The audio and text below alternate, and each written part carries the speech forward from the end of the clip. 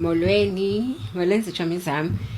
Abantu ke hayi abayiboni kakuhle lento ka sine advocate umama uMahlapeselo ongazivezanga zonke eza WhatsApp messages.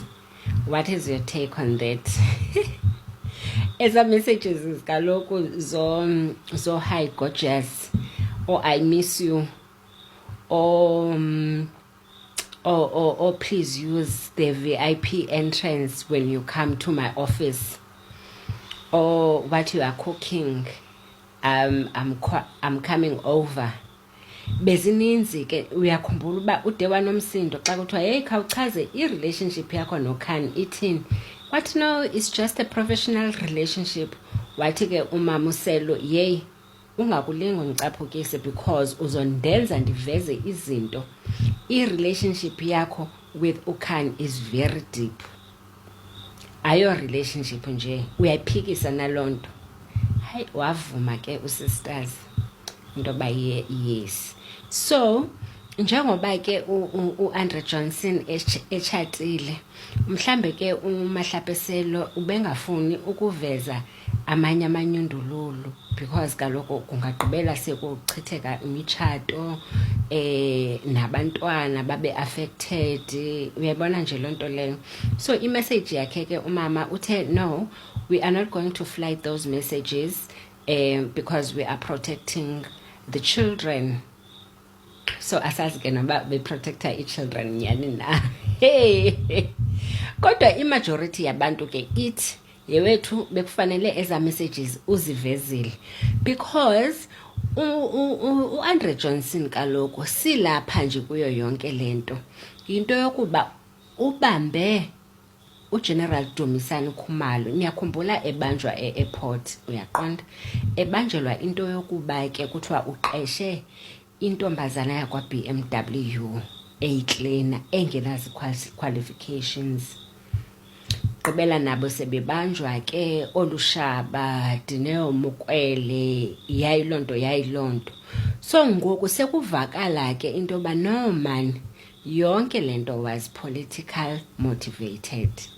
Into ethetha into ba ke and i-evidence ngoku ingathi izoza imfake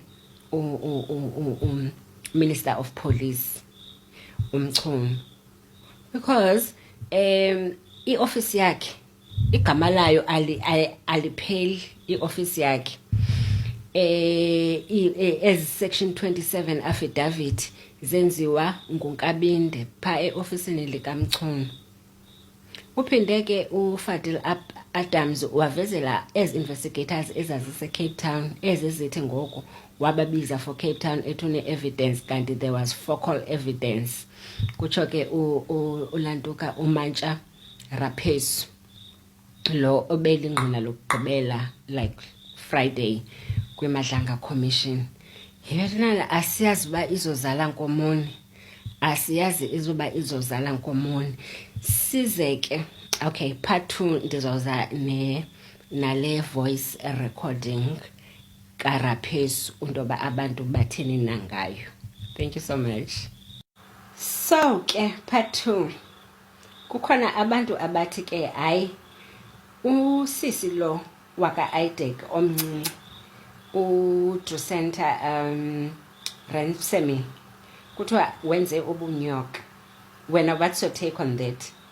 Ngokumrecorda because kaloku akavelanga nje wamrecorda kungenzakanga nix, isuka kude lanto yabo, uyaqonda. Into ethetha into ba ke kuthiwa in fact uthi yena umama lo uphatha ngesandla esiqinileyo, the iron fist, and umama lo ungundlova iphikiswa, akaphikiswa mntu yena, it's his word. If uthe nje yey ndikufuna emsebenzini apha ndikufuna apha ke uthi ke vele ebesesaziwa into yokuba yena uyaphikisana because uthi hayi man lo mama lo nditsho noba ungayabi umama ube protectwa nguShamila Batoy. Namkhumbula umama apha lo we-NPA uShamila Batoy kuthiwa yo ubungeke wenze nix ngaye. ubungeke uyoreporta nix ngaye. Yiyo ke lento ebe protector uAndre Johnson yena uprotector uKhan, and then uAndre Johnson yena aprotectwe nguShamila Batoyi.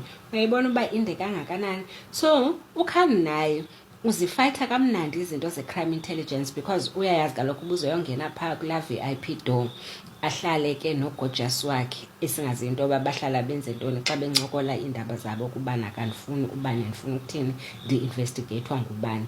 Kwa uKhan kaloku amatyala wakhe anawo nje maninzi, kodwa amatyala akhe kuthiwa avele sana aphelele endleleni, akwaziyo into yoba kwenzeka ntoni. Isiyavela ke into yoba hayi uAndre Johnson uDearest ebesenza izinto zenzeke.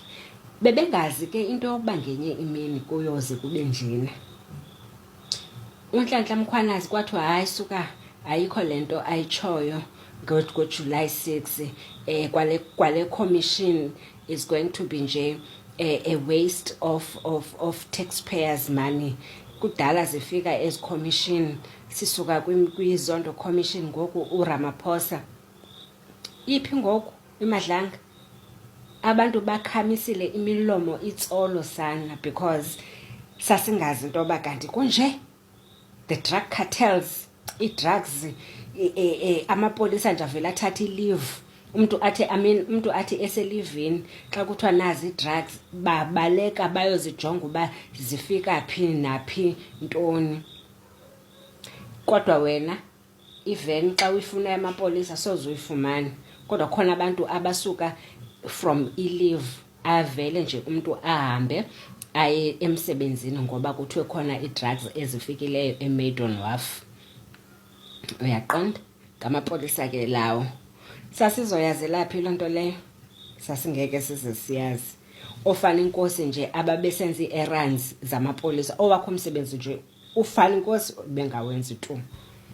Ubengawenza ufana inkosi wakho umsebenzi wakhe yena kulo wokurana koKatie Molefe, hambelanda ezimali ehambelanda ezimali ngeWoolworthsburg koMatlala ngapha, ethenga oHarley Davidson scooters, kuhamba kuyocollectwa ngomnqwazi imali ye-extortion with taxi bosses.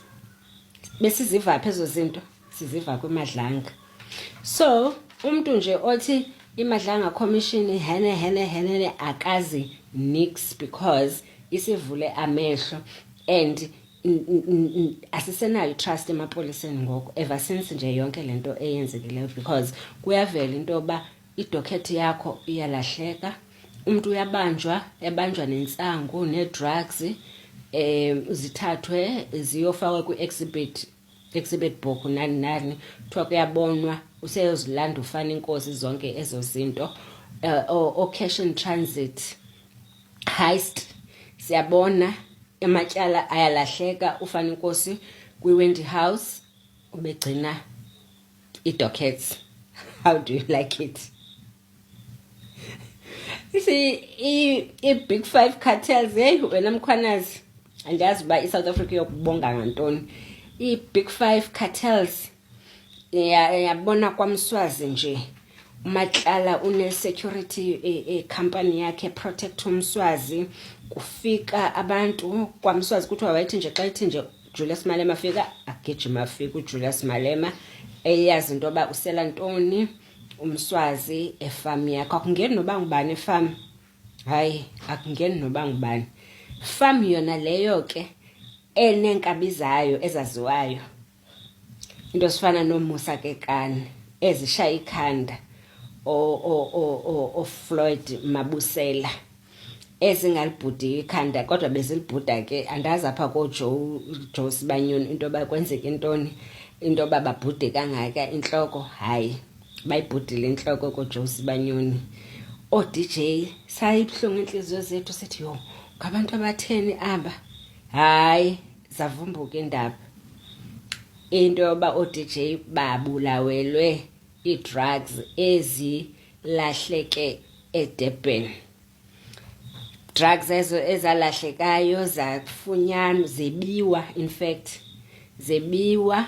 uSenonamos involved apho kwezo drugs ezalahleke eShepstone, zebiwa ezo drugs.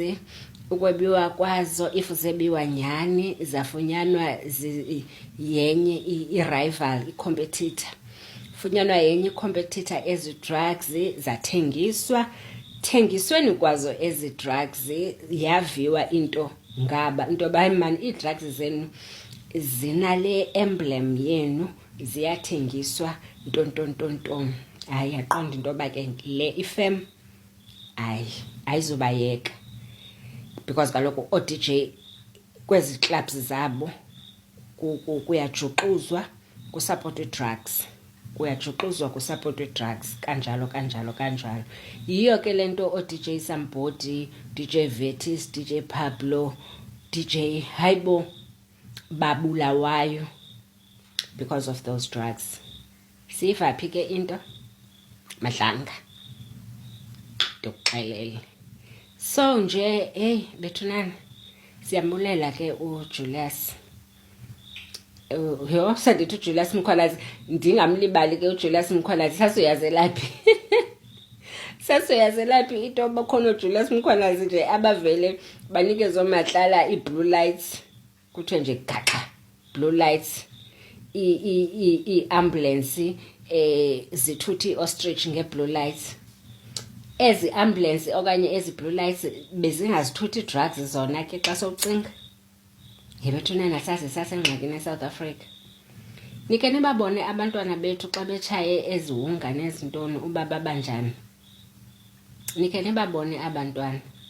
So if iyekelelwa yonke lento kuzogqibela abantwana sebengasa saying if youth yase South Africa nje izofa iphele tu because kaloku kukhona ezi illegal immigrants ezifika nazo apha zizozithengisela kuninzi man eSouth Africa. Yo hayi bethunana Papain, I was just venting and updating you about all what is happening regarding the Madlanga Commission. Bye bantu bam.